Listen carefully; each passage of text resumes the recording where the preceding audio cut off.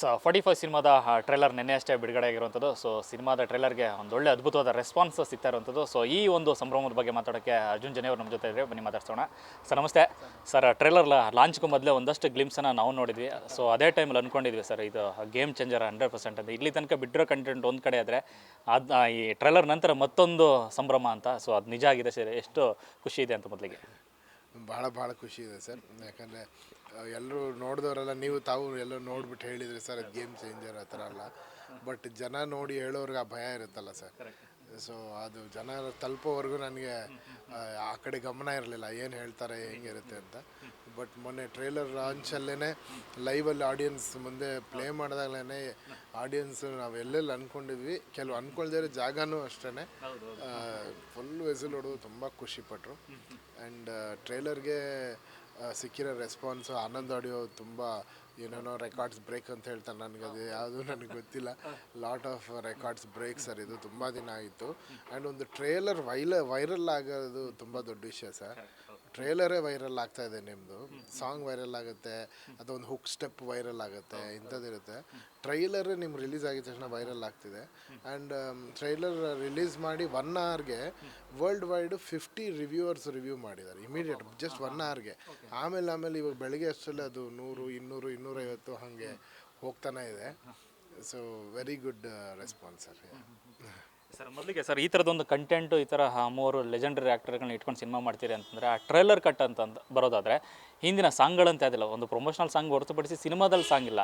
But ಎಲ್ಲವನ್ನೂ ಈ ಟ್ರೈಲರ್ನ ಹೇಳ್ಬೇಕಾಗುತ್ತೆ sir. ಅದೊಂದು ಬಿಗ್ಗೆಸ್ಟ್ ಚಾಲೆಂಜು. ಅದನ್ನು ತುಂಬ ದೊಡ್ಡ ಜವಾಬ್ದಾರಿ ತೊಗೊಂಡು ನಿಭಾಯಿಸಿದ್ರಿ ಸರ್. ಎಲ್ಲೂ ಕೂಡ ಸಿನಿಮಾದ ಕಥೆನ ಬಿಟ್ಕೊಟ್ಟಿಲ್ಲ, ಜೊತೆಗೆ ಎಂಟರ್ಟೈನಿಂಗ್ ಆಗಿರುವಂಥದ್ದು. ಅಲ್ಲ, ನನಗೆ ಅದೇ ಇದ್ದಿದ್ದು. ಯಾಕಂದರೆ ಈ ಸಿನಿಮಾ ಕಥೆನೇ I want audience to get surprised in the theatre. ಅದನ್ನು ನಾನು ಎಲ್ಲೂ ಹೇಳಿಬಿಟ್ರೆ, ಟ್ರೈಲರಲ್ಲಿ ಕತೆ ಹೇಳಿಬಿಟ್ರೆ ಆ ಥರದ ಜಾನರ್ ಸಿನಿಮಾ ಅಲ್ಲ ಇದು.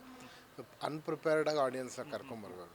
ತುಂಬ ಕಷ್ಟ ಆಯ್ತು ಈ ಟ್ರೈಲರ್ ಹೆಂಗಪ್ಪ ಕಟ್ ಮಾಡೋದು ಅನ್ನೋದೇ ಒಂದು ಯೋಚನೆ ಆಯಿತು. ಬಟ್ ನಾನು ಫಸ್ಟ್ ಮ್ಯೂಸಿಕ್ ಮಾಡಿಕೊಂಡೆ. ಮ್ಯೂಸಿಕ್ ಮಾಡಿ ಆ ಮ್ಯೂಸಿಕ್ ಜೊತೆ ಒಂದು ಸ್ಕ್ರಿಪ್ಟ್ ಮಾಡಿ ಆಮೇಲೆ ಬಿಗಿನಿಂಗ್ ಡೈಲಾಗೆಲ್ಲ ಕೂರಿಸಿ ಅದೊಂದು ಫುಲ್ ಒಂದು ಫಾರ್ಮ್ಯಾಟ್ ನನ್ನ ತಲೆಗೆ ಬಂದ್ಬಿಡ್ತು. ಇದು ಹಿಂಗೆ ಮಾಡಿದೆ, ಈ ಶಾರ್ಟ್ಸ್ ಹಿಂಗಿದೆ ಅಂತ. ಸೊ ಅದು ಫಸ್ಟ್ ಎಡಿಟ್ ಮಾಡಿದಾಗಲೇ ನನಗೆ ಇದೇನೋ ವಿಷಯ ಇದೆ ಅಂತ ಅನ್ನಿಸ್ತು. ಸೊ ಫೈನಲ್ ಮಾಡಿದಾಗ every one liked it. Sir ಸಿನಿಮಾದ ಟ್ರೈಲರ್ಗೆ ಟ್ರೈಲರ್ ಲಾಂಚ್ ಆದ ನಂತರದಲ್ಲಿ ಒಂದಷ್ಟು ಕಮೆಂಟ್ಸ್ಗಳು ನೋಡ್ತಿದ್ದೆ, ಎಲ್ಲ ಕಡೆ ಪಾಸಿಟಿವ್ ಸರ್. ಒಂದಷ್ಟು ಜನ ಅಂತೂ ಅನ್ಎಕ್ಸ್ಪೆಕ್ಟೆಡ್ ಟ್ರೈಲರ್ ಅರ್ಜುನ್ ಜನಜಿ ಬಿಗ್ಗೆಸ್ಟ್ ಥ್ಯಾಂಕ್ ಯು ನಿಮಗೆ ಅಂತ ನೋಟ್ಟು ಯಾರು ನಿರೀಕ್ಷೆನೂ ಮಾಡಿರಲಿಲ್ಲ ಆ ಥರದ್ದು ಒಂದಂತ ಕಮೆಂಟ್ಸ್. ಯಾಕಂದರೆ ಸಿನಿಮಾ ಲಾಂಚ್ ಆದ ಸಂದರ್ಭದಲ್ಲಿ ನೀವೇ ಒಂದು ಗ್ಲಿಮ್ಸನ್ನು ಬಿಟ್ಕೊಟ್ಟಿದ್ರಿ. ಅಂದರೆ ಸಿನಿಮಾ ನಿರ್ದೇಶನ ಅಂತ ಬಂದಾಗ ಜನ ಯಾವ ರೀತಿ ಯೋಚನೆ ಮಾಡ್ತಾರೆ ಅಂತ. ಬಟ್ ಇವತ್ತಿಗೆ ಸರ್ ಇನ್ನೂ ಸಿನಿಮಾ ರಿಲೀಸ್ ಆಗಿಲ್ಲ, ನೀವು ಆಲ್ರೆಡಿ ಮಾಸ್ಟರ್ ಪೀಸ್ ಡೈರೆಕ್ಟರ್ ಆಗಿದ್ದೀರಿ ಅಂತ ಕಮೆಂಟ್ಸ್ಗಳು ಬರ್ತಾ ಇರೋವಂಥದ್ದು. ಭಾಳ ಖುಷಿ ಆಗುತ್ತೆ ಸರ್.